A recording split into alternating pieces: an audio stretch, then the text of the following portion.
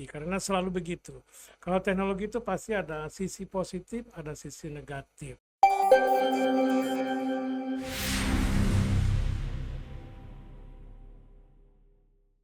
Bismillah, Assalamualaikum warahmatullahi wabarakatuh.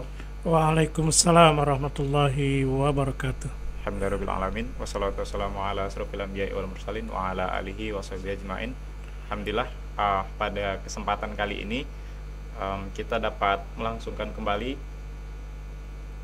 kegiatan podcast, dalam hal ini Talking White Nuruddin. Kita merupakan salah satu UKM keislaman di FISIP. Kegiatan ini akan menjadi sebuah diskusi penting yang kemudian membahas isu-isu yang hari ini sedang ramai baik di lingkungan lokal maupun nasional. Saat ini kita dibersamai dengan narasumber kita, Pak Urai Salam.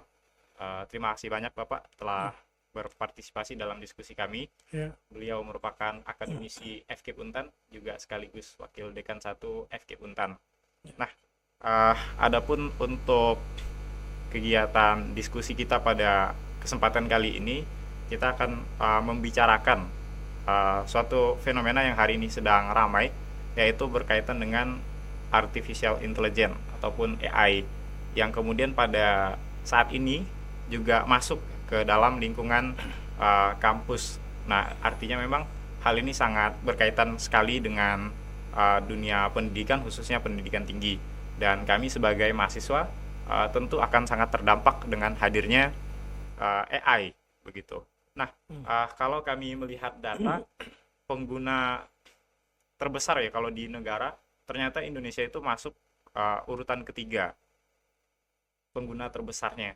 Dan kalau dari data CNN itu pengguna AI salah satunya masuk juga ke marketing, kemudian bahkan pendidikan. Nah, artinya memang sangat relevan sekali gitu ketika kita sebagai mahasiswa untuk kemudian membahas hal ini. Nah, bahkan pemerintah hari ini melalui Mendikdasmen yaitu akan merencanakan untuk memasukkan AI itu dalam pembelajaran, terutama di SD akan dimulai. Nah, ini kan kemudian juga menimbulkan pro dan kontra. Apakah sebenarnya ini sudah pas atau belum gitu untuk kemudian masukkan AI di dalam dunia pendidikan. Nah, artinya dalam hal ini kita yang berada di dunia kampus yang bahkan juga sudah banyak yang menggunakannya juga terdampak begitu dengan hadirnya AI. Nah, mungkin kita mau melihat Pak, kalau di lingkungan kampus ketika AI itu sudah masuk, nah sebenarnya gimana Pak kalau Bapak melihat kondisi kampus pada saat ini ketika AI itu sudah masuk? Baik, pertama-tama saya sapa dulu pemirsa kita ya. Sekali lagi kami ucapkan Assalamualaikum warahmatullahi wabarakatuh. Waalaikumsalam. Semoga kita sehat-sehat saja ya, dan dapat melaksanakan terutama kegiatan pendidikan kita di Universitas Tanjung Pura. Bicara tentang AI atau Artificial Intelligence atau kecerdasan buatan, itu mungkin kita bicara dulu tentang teknologi ya secara umum. Saya sering mengatakan atau saya kenalkan diri saya dulu ya, saya itu di FKIP itu dosen teknologi memang ya. Memang saya berasal dari prodi pendidikan bahasa Inggris, kemudian di S2 S3 saya itu lebih ke arah teknologi, penggunaan teknologi di dunia pendidikan. Waktu saya kuliah memang belum ada AI dalam arti yang sekarang ya. Kita baru menggunakan sosial media, itu pun sosial medianya itu masih sangat sangat basic gitu. Kalau dulu zaman saya kuliah itu belum ada AI dalam arti sosial media dalam arti kayak Facebook dan lain sebagainya itu, tapi masih baru mulai. Nah, sekarang sudah ada AI ya, itu memang menjadi sebuah tantangan. Tapi perlu diketahui bahwa teknologi itu sifatnya natural ya. Dia itu bisa dipakai, bisa mendatangkan positif, negatif itu udah pasti. Karena selalu begitu. Kalau teknologi itu pasti ada sisi positif, ada sisi negatif. Dan teknologi juga sifatnya itu adalah sesuatu yang tidak bisa tidak bisa ditolak gitu. Karena dia adalah bagian dari kehidupan. Jadi kalau kita tolak sekarang itu seperti bom waktu. Jadi artinya untuk menolak teknologi itu sebenarnya lebih sulit ketimbang menerimanya. Ya. Nah, kalau kita menerima teknologi dalam dunia pendidikan, berarti kan kita akan ada langkah-langkah untuk menggunakan teknologi tersebut. Jadi sekarang kita bagaimana gitu kan dampaknya dan lain sebagainya. Nah, sekali lagi itu sangat tergantung kepada bagaimana kita menggunakannya. Nah, bicara tentang di dunia pendidikan, sekarang kita mau bicara apanya dulu gitu. Bicara apakah itu, dalam arti kan apa sih AI itu sebenarnya, kalau kita tahu apakah itu kan berarti kita mengetahui sebenarnya AI itu bisa apa saja gitu. Nah, langkah keduanya mungkin baru kita bagaimana cara menggunakannya.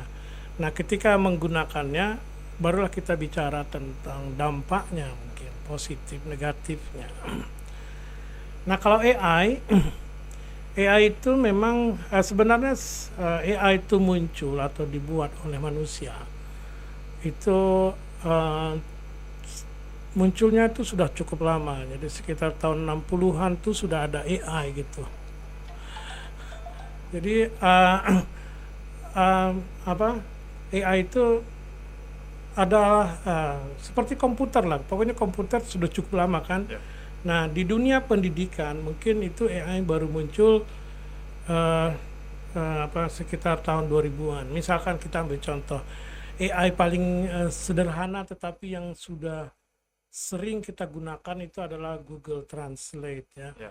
Google Translate itu kan ya salah satu bentuk AI.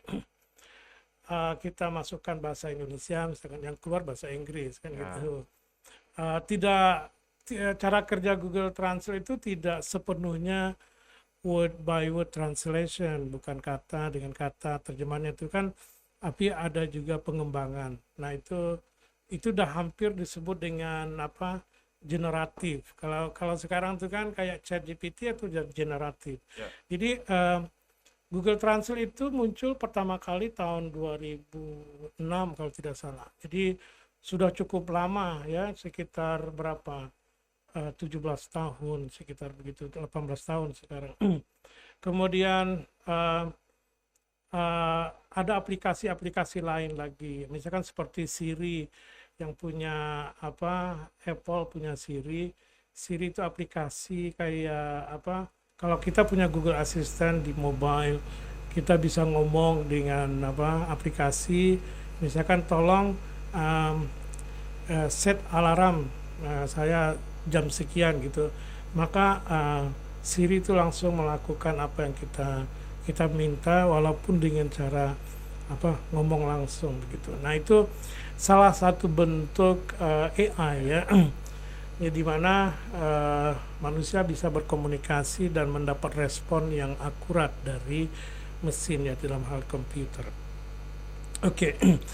Nah, sekarang yang menjadi tanda petik heboh ya di dunia pendidikan itu karena lahirnya ChatGPT dan teman-temannya kan.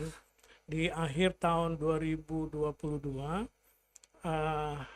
OpenAI mengumumkan ChatGPT, dan di awal tahun 2023 yang itu adalah hampir 2 tahun dari sekarang lah ya. Itu benar-benar booming ya. Pengguna ChatGPT ini 2 bulan setelah diluncurkan, ChatGPT itu sudah memiliki user account itu 100 juta kalau tidak salah ya. 100 juta user.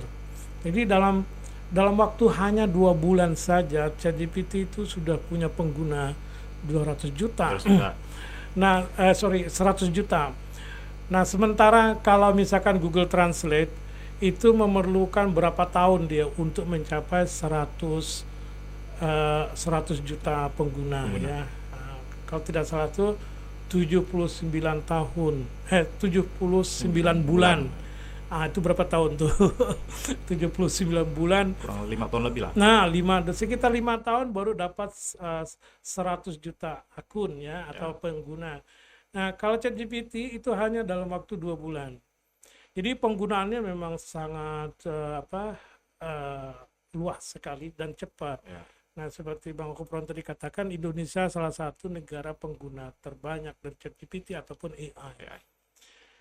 Nah, sekarang itu lalu apa yang bisa dilakukan atau bagaimana sih sebenarnya ChatGPT lah, kalau mungkin banyak aplikasi AI ya. Kita ambil contoh di sini untuk diskusi hari ini ya, anggaplah ChatGPT ya. Oke. ChatGPT dan aplikasi-aplikasi yang sejenis ChatGPT.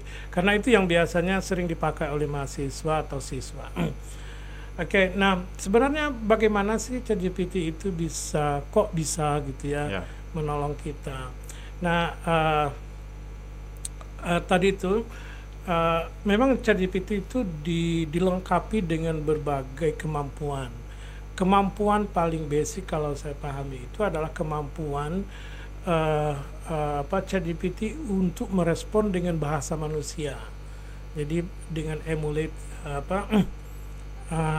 dia bisa benar-benar berkomunikasi seperti layaknya manusia. Kalau ChatGPT ya pakai text based, tapi apa yang kita omongkan itu dia mengerti dan dia bisa merespon dengan bahasa yang bisa kita pahami. Ya. Nah, hebatnya ChatGPT karena dia mesin, maka bahasanya tidak terbatas, dalam arti hanya bisa 1-2 bahasa. Tapi kalau ChatGPT hampir semua bahasa di dunia ini yang memang sudah diprogramkan itu dia sudah bisa. Kita ngomong apapun, kemudian kita minta dia menjawab dengan bahasa apapun, itu bisa. Nah, itu yang pertama. Jadi saya kira kemampuan berbicara itu menjadi kemampuan paling luar biasa sehingga bisa diajak berdiskusi. Yang kedua, ChatGPT itu atau AI itu ibaratnya punya otak. Kalau misalkan saya Urai Salam, otaknya cuma segini gitu ya. Artinya informasi yang ada di otak saya itu sangat terbatas ya. Saya punya ilmu pun ilmu ya di bidang saya saja yang pernah saya kuliah, pelajari dan lain sebagainya. Tetapi kalau ChatGPT karena dia mesin, maka dia disuntik dengan berbagai ilmu, dilengkapi. Jadi semua disiplin ilmu yang memang sudah diprogramkan itu dimasukkan dalam mesin di OpenAI itu, sehingga dia bisa mengakses ilmu itu dan bisa meramunya. Tadi karena dia punya kemampuan bahasa, jadi kemampuan menjelaskan, kemampuan merespon, kemampuan memahami. Jadi dia ketika kita tanya, maka dia bisa mengolah. Nah, content knowledge-nya itu luar biasa gitu. Makanya hampir semua ilmu yang kita tanya dia bisa. Apalagi kalau ilmu bahasa kayak kami, wah itu kecil bagi ChatGPT. Jadi hampir semua buku mungkin yang menjadi basic dalam ilmu pembelajaran bahasa atau penggunaan teknologi dalam dunia pendidikan, kemudian ilmu-ilmu basic tentang dunia pendidikan itu benar-benar sudah ada di otaknya ChatGPT. Jadi kalau kita berkomunikasi, berdiskusi dengan ChatGPT itu sangat mudah. Kita misalkan kebingungan, bilang aja sama dia, saya bingung dengan penjelasan kamu, bisa nggak dijelaskan lebih simpel lagi? Oh, dia bisa Dirinci lagi gitu. Dirinci dan membuat simpel. Oh, saya bilang coba kamu bikin penjelasan kamu tuh dengan contoh yang mungkin terjadi di dunia nyata, misalkan seperti itu. Dia langsung bisa membuat penjelasan dan contoh-contoh tersebut yang sekarang ini. Nah, itu dua basic menurut saya yang paling membuat ChatGPT itu semakin sangat mampu lah ya melakukan apapun yang diminta oleh kita sebagai guru, kita sebagai mahasiswa atau siswa, seperti itu kira-kira. Itu kira-kira gambaran singkatnya. Oke, baik.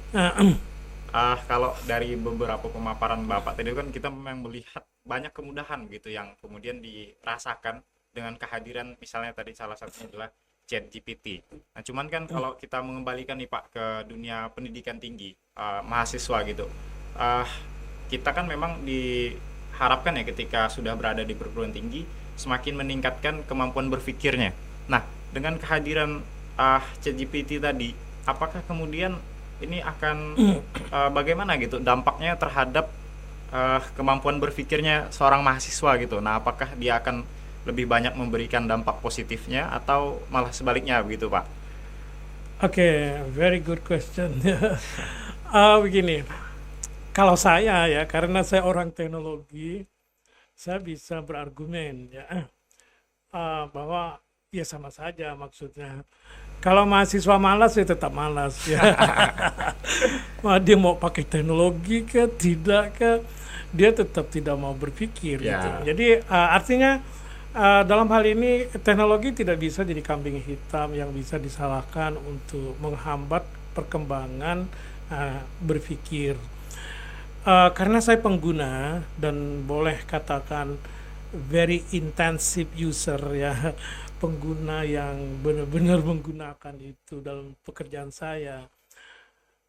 Saya merasa justru ChatGPT itu membantu saya untuk berpikir yang lebih advance gitu ya. Gitu kan. Ternyata begini. Jadi dengan menggunakan ChatGPT itu there are so many happening in my head. Jadi yang tadi saya tidak berpikir sekarang jadi berpikir gitu loh. Bertambah gitu ya? Makin bertambah karena itu tadi kemudahan kan. Ya. Sangat mudah. Dan ketika saya misalkan punya masalah terhadap satu ide, bisa nggak begini ya? Apa enggak hubungannya ini dengan ini? Jadi saya coba berkomunikasi dengan ChatGPT. Nah, karena ilmu saya pendidikan itu risikonya tidak terlalu berat gitu ya. Maksud saya kalau kesalahan itu tidak terlalu berat. Walaupun ya sebenarnya berat juga. Maksudnya tidak berbeda dengan dunia misalnya kedokteran. Kalau ChatGPT salah menjelaskan kan bahaya. Ya. Tapi dalam hal ini karena saya juga tidak kosong, jadi maksudnya saya juga mengerti, memahami ilmu-ilmu yang saya tanya, yang tempat saya diskusi itu. Ya. Jadi kalau ChatGPT itu memberikan jawaban yang salah itu saya bisa mendeteksinya begitu. Nah, jadi kembali ke pertanyaan tadi, apakah itu akan membahayakan proses pertumbuhan critical thinking?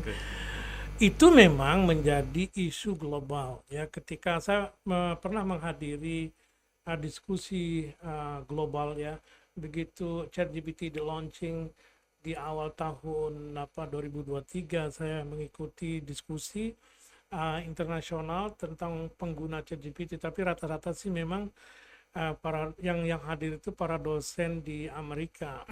Karena mereka saat itu sudah sangat berusaha untuk menggunakan ChatGPT dalam proses pembelajaran. Nah, yang menjadi isu global memang salah satunya itu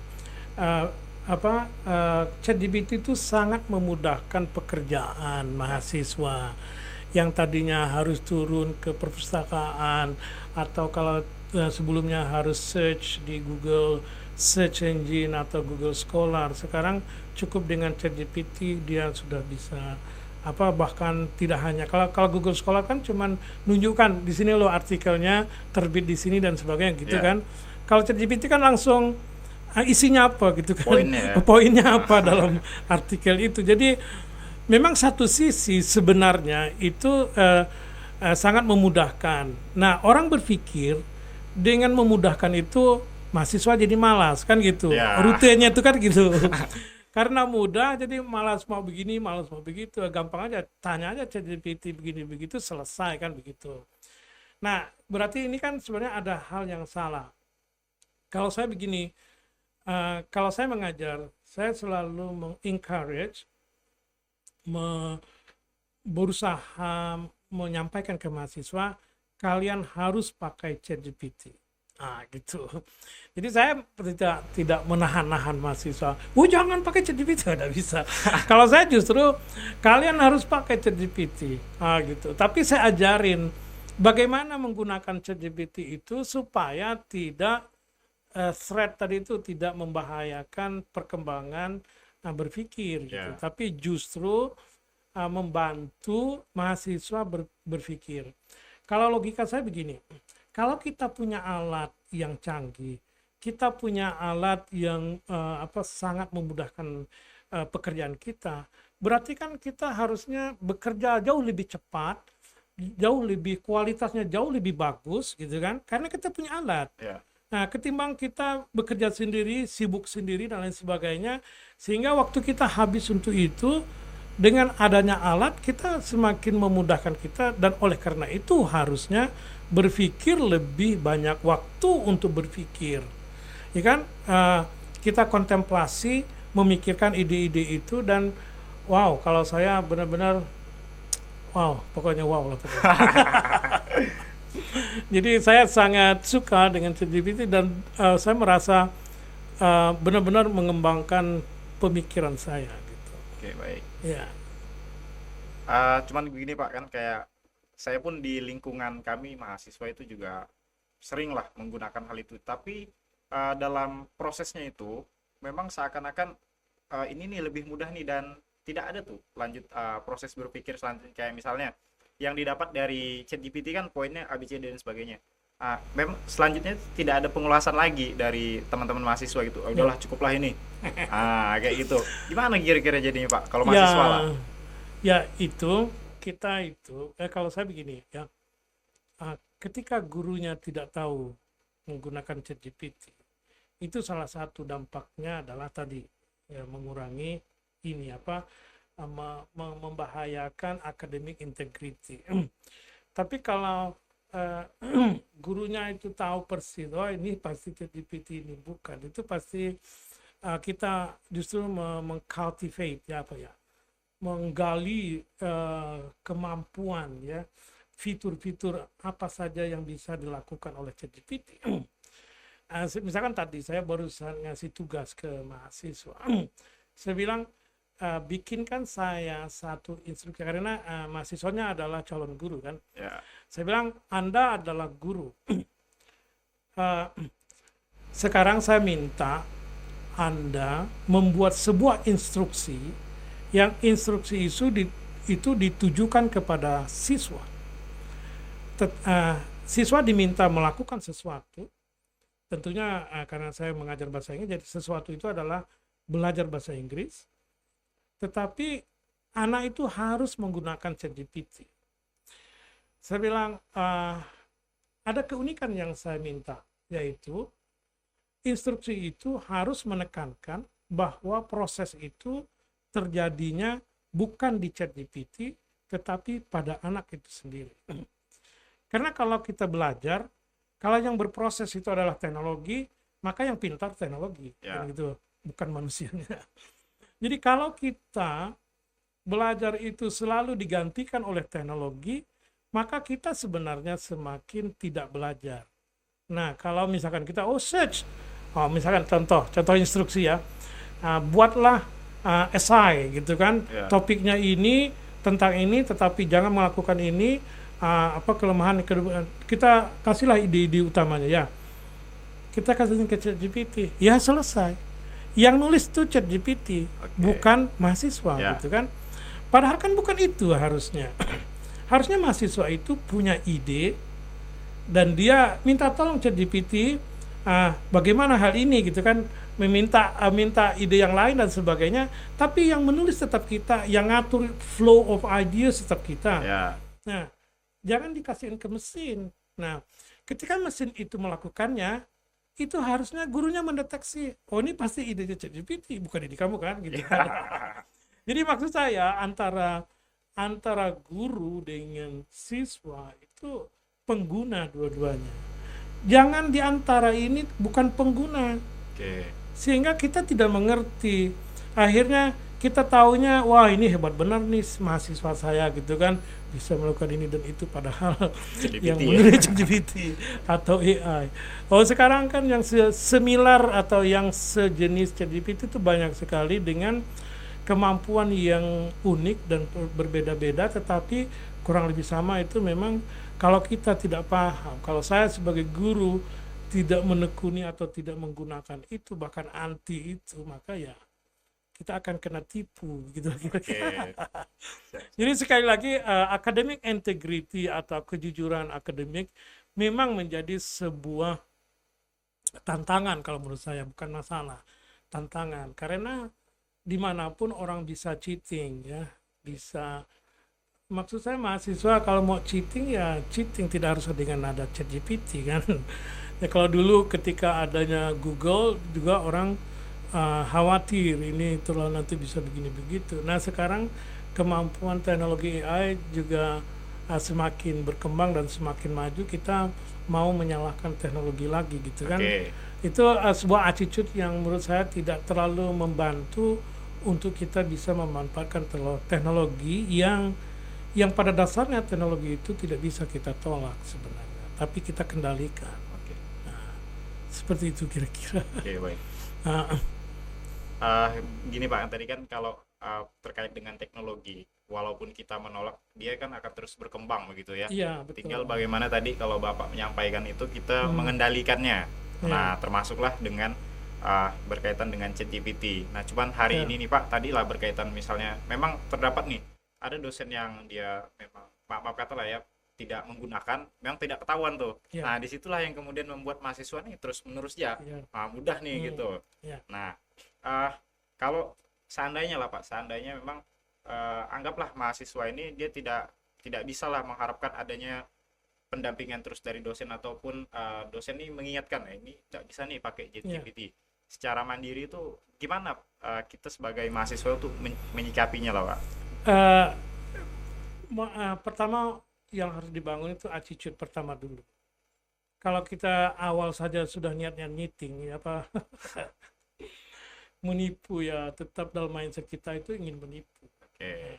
Jadi attitude pertama itu harus dibangun. Kita ini kita ini ketemu dengan, atau sekarang bertemu dengan masa di mana teknologi itu sangat memudahkan dalam hal ini ya. Ya.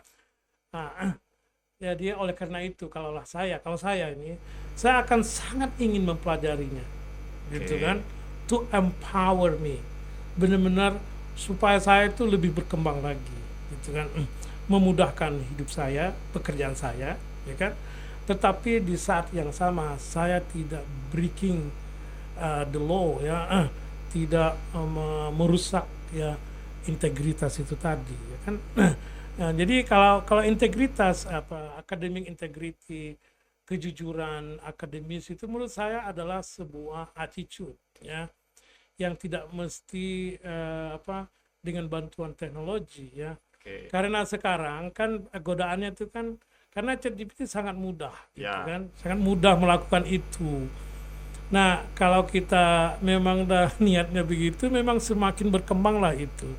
Nah, artinya sekarang itu yang perlu ditekankan dan perlu dikembangkan itu adalah attitude itu menurut saya. Jadi ketika dosen mengajarkan, itu benar-benar kita juga menyentuh aspek-aspek attitude itu tadi, kejujuran. Orang jujur itu tidak harus jujur itu karena dilihat orang kan. Oke. Nah, jadi kita jujur itu ya karena memang kita jujur gitu kan. Ya. Nah, tidak perlu orang itu tahu bahwa kita itu jujur atau tidak jujur, tapi karena memang saya jujur gitu kan. Mungkin saya ada sedikit cerita ketika saya dulu kuliah di Australia tentang kejujuran ini ya. Oke, siap. Yang saya cerita tentang kenapa lah gitu ya, kebanyakan orang Australia kok jujur gitu ya. Oke. Ketika mau masuk kereta api, dia itu beli tiket sendiri, sebelum masuk ke pintu kereta dia sobek sendiri gitu kan.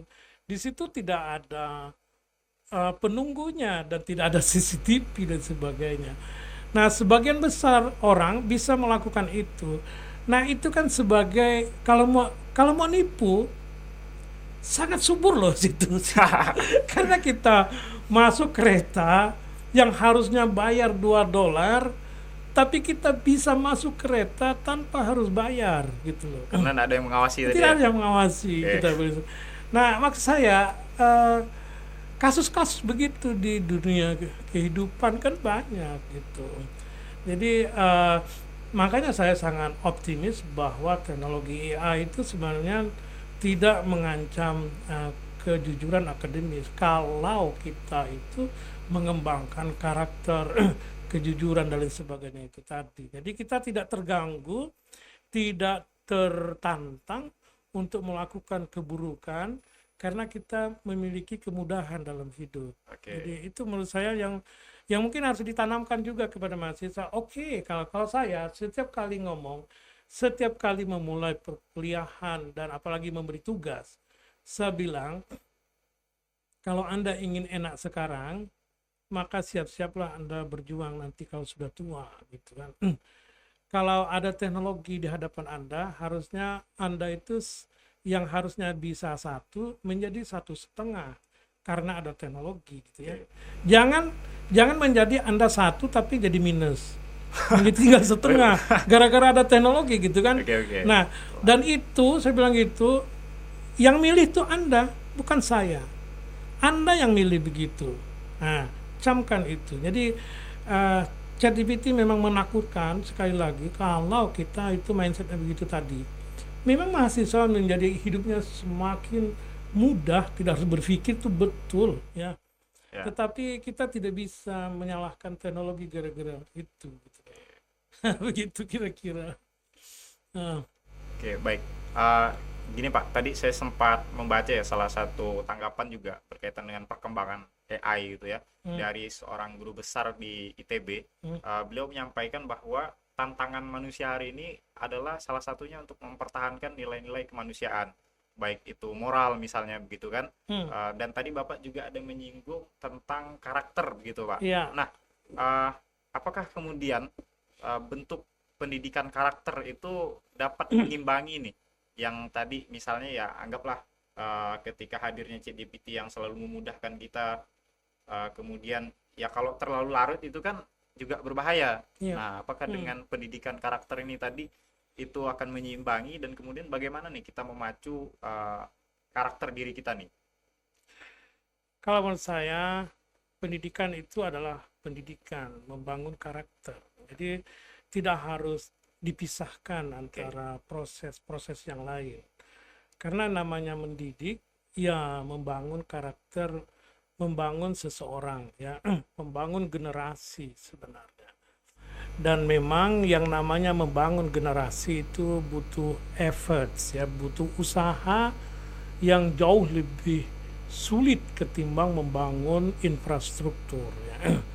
Jadi jadi memang sekali lagi mendidik adalah membangun karakter secara utuh gitu. Jadi harusnya dalam mata kuliah apapun tetaplah karakter ada di dalamnya gitu. Kayak saya ya mengajar menulis misalkan, ya menulis itu di dalamnya ada karakter kan gitu. Jadi sehingga kita itu siap terjun di lapangan dengan kondisi apapun, dengan fasilitas apapun yang tadi menggoda kita untuk tidak jujur, tetap harus jujur gitu kan. Ya. Karena kita terbiasa untuk jujur ya. Tidak ada terlintas sedikit pun di dalam otak kita ingin menipu gitu ya, atau ingin cheating gitu ya. Kalau orang cheating karena tidak sengaja, karena ketidaktahuan mungkin lah ya. Tapi kalau itu by planning itu kan berarti memang karakternya belum terbangun. Nah, penggunaan teknologi yang hari ini tidak hanya AI lah ya, seperti ChatGPT, tapi semuanya itu kan antara keburukan dengan kebaikan itu bersanding sangat dekat, gitu kan? Antara yang buruk, yang jelek itu bersanding, dan itu bisa kita pilih ya hanya sekian batasnya tuh ya.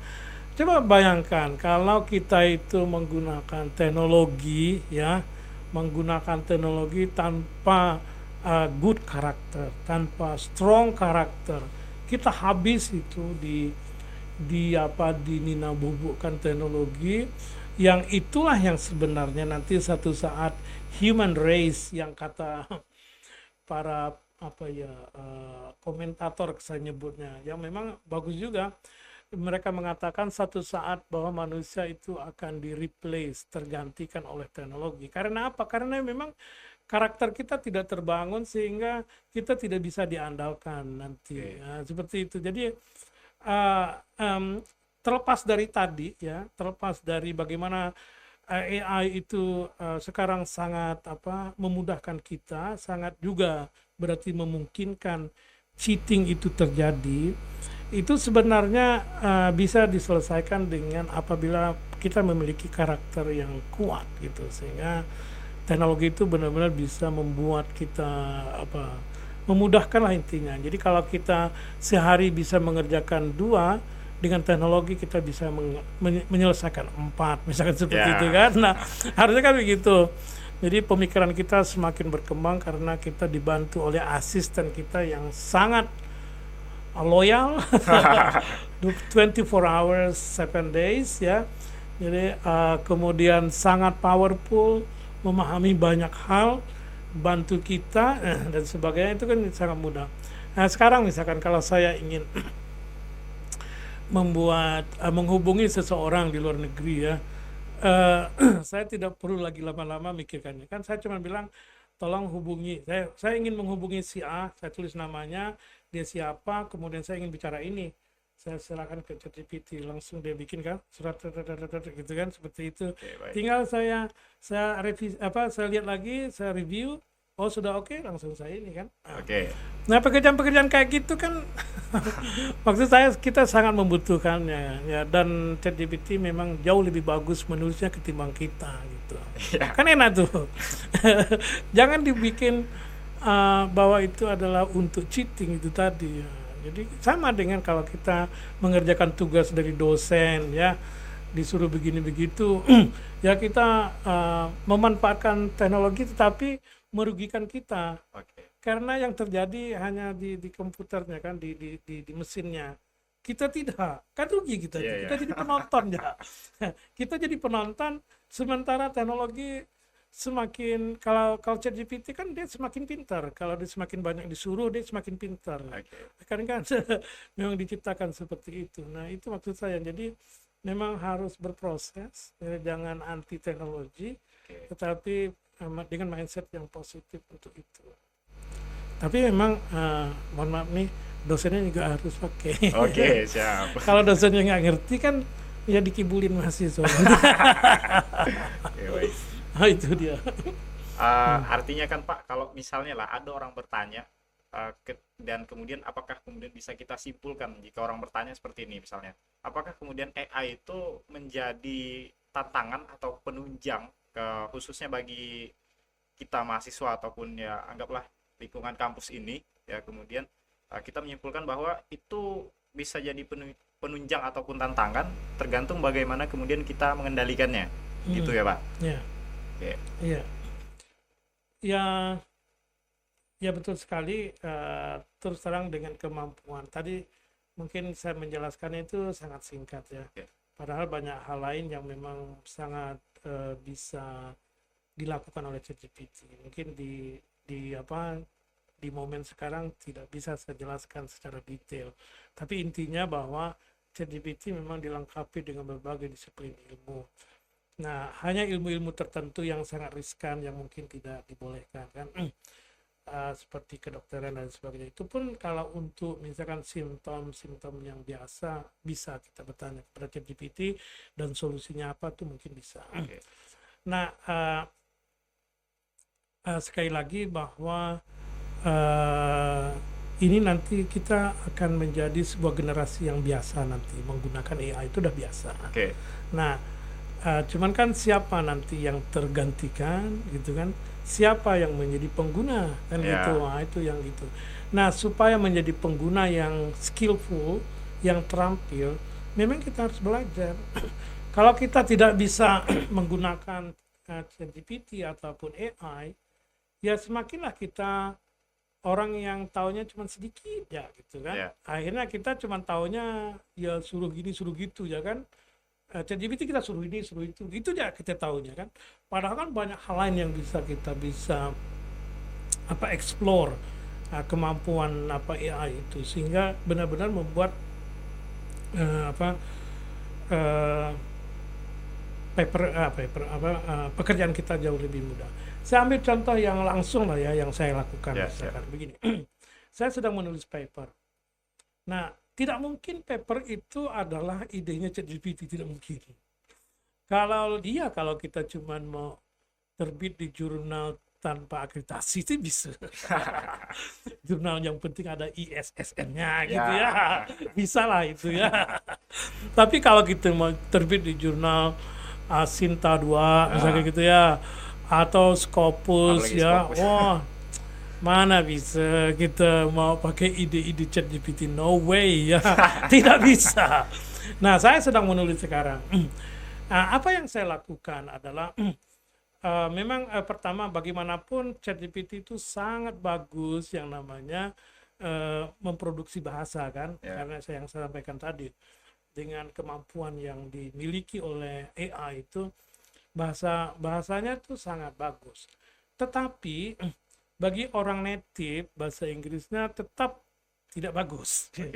Jadi kalau kita misalkan ya saya editor, kemudian ada artikel masuk yang itu pakai ChatGPT, itu sangat kentara. Jadi bahwa itu adalah bahasa mesin. Nah, jadi tetap tidak bisa. Artinya kan tetap tidak bisa kita itu tergantikan oleh ChatGPT. Kalau kita memang sudah pada tahap kualitas tinggi ya, tidak bisa. Kemudian ide juga jelas, ide tidak bisa ChatGPT membuatnya, tetap dari kita karena kita riset dan sebagainya seperti itu. Tetapi apa yang bisa dilakukan dibantu oleh ChatGPT memang hal yang sangat memudahkan dan membuat kita provocating, maksud saya ide kita tuh mungkin oh iya ya gitu. Jadi kita memang benar-benar menjadi idenya tuh sangat terbuka. Kalau saya itu begini, saya ini misalkan hasil penelitian saya itu adalah ada 3 ide, misalkan ide 1, 2, 3. Kemudian saya diskusi itu sama ChatGPT. Iya, saya diskusi. Dia menyarankan ini dan itu, tapi belum tentu saran dia itu bagus. Nah, karena saya lah yang tahu ide yang sedang saya ingin angkat, ya kan? Saya yang tahu the nature of my data saya itu saya yang tahu, bukan ChatGPT. Walaupun saya bisa katakan, misalkan saya karena suka kadang-kadang saya bermain juga sama ChatGPT, saya bilang ini data saya, data kualitas itu kan banyak sekali kan. Nah, tolong carikan saya bilang gitu 5 ide utama dari respon hasil interview, gitu kan? Saya kasihkan ke ChatGPT, maka dia akan mengumpulkan itu 5 ide dari statement atau responden, interviewee. Memang bagus, gitu kan? Tetapi tetap kalau untuk publikasi itu tidak cukup. Tetap kita yang harus berperan, yang harus berpikir. Tetapi saya bayangkan kalau saya bekerja tanpa ChatGPT, kualitas paper saya akan jauh merosot, gitu. Nah, karena saya tidak punya teman. Gitu loh. Saya tidak punya teman berdiskusi, tidak ada teman yang bisa saya suruh-suruh. Ya kan ada. Nah, kalau saya nyuruh teman saya, bahkan kolega saya, belum tentu dia satu pemikiran dengan saya. Kalau ChatGPT lebih gampang saya supaya dia sepikiran dengan saya, itu lebih gampang saya nyuruhnya. Penelitian saya ini, idenya ini, yang ingin saya cari ini, ide yang sudah saya pikirkan ini, udah kasihkan ke dia, dia langsung bisa memahami bagaimana paper itu harusnya dibentuk. Nah, tapi sekali lagi tetap tidak bisa ChatGPT yang ini, yang bekerja sepenuhnya nggak bisa. Tetap harus kita begitu, gitulah kira-kira. Baik. Karena kita juga terbatas waktu begitu ya Pak ya. Kemudian juga mungkin Bapak akan ada aktivitas selanjutnya. untuk diskusi kita mungkin sampai di sini ya Pak, berkaitan dengan AI, dan ternyata AI ini berkaitan tentunya dengan teknologi yang hari ini majunya teknologi itu tidak bisa kita salahkan. Artinya kitalah yang harus menyikapi dan mengendalikannya agar dampaknya juga positif kepada kita Iya. gitu ya. Mungkin dari Bapak ada closing statement Pak? Kalau saya, eh, eh, teknologi itu seperti air mengalir. Ya, Dia tidak bisa di stop. Bisa di stop, tetapi ketika di stop maka air itu akan menumpuk kekuatan. Itu yang disebut orang sebagai bom waktu. bom waktu. Ya, pasti satu saat akan meledak. Nah, ketika teknologi itu nyampainya ke kita dengan cara meledak, gitu ya, kita pasti tidak siap, jauh lebih tidak siap menggunakan atau berhadapan dengan teknologi, dan oleh karena itu dampaknya akan jauh lebih buruk. Nah, yang bisa seharusnya kita lakukan, apalagi di dunia institusi pendidikan, saya kira kita harus memiliki sebuah blueprint bagaimana penggunaan teknologi itu, terutama misalkan di Untan. Harusnya kita punya langkah-langkah bagaimana kita mengadopsi teknologi AI yang tidak mungkin itu kita stop. Ya, Jadi lebih baik bagaimana kita memikirkan apa yang boleh, apa yang tidak boleh dilakukan oleh dosen dan dilakukan oleh siswa. Mungkin kita harus mengatur dengan aturan-aturan yang lebih formal. ya, Bagaimana penggunaan teknologi itu yang dibolehkan pada level seperti apa, proporsinya apa, dan lain sebagainya. Saya kira itu. Karena nature-nya teknologi adalah membantu pekerjaan manusia, ya. Yang dibantu tentunya harapannya lebih berkualitas, lebih produktif seperti itu. Bukan sebaliknya lebih Makin menurun gitu ya. makin menurun dan membahayakan. Walaupun sisi itu pasti ada, Ya. ya tergantung kita menyikapinya. Saya kira itu. Oke, baik. Sekali lagi terima kasih banyak kepada Pak Uray Salam yang telah meluangkan waktunya untuk kemudian menghadiri kegiatan diskusi kami. Banyak sekali wawasan-wawasan baru yang kemudian kita dapatkan, dan kita melihat bahwa ternyata AI itu juga tidak senegatif yang orang bilang gitu ya. Seperti itu. Iya. Terima kasih banyak sekali lagi kepada Pak Uray Salam SPDM Pol PSD, Wakil Dekan 1 FK Untan ya, Akademisi FK Untan yang meluangkan waktunya untuk hadir di podcast kegiatan kami Talking White Nurudin. Saya Muhammad Gufron ya, selaku pengurus juga dari FKM Nurudin. Mohon maaf Pak apabila terdapat kekurangan seperti itu Pak. Kita cukupkan. Assalamualaikum warahmatullahi wabarakatuh. Waalaikumsalam warahmatullahi wabarakatuh. Sukses selalu. Amin. Ya.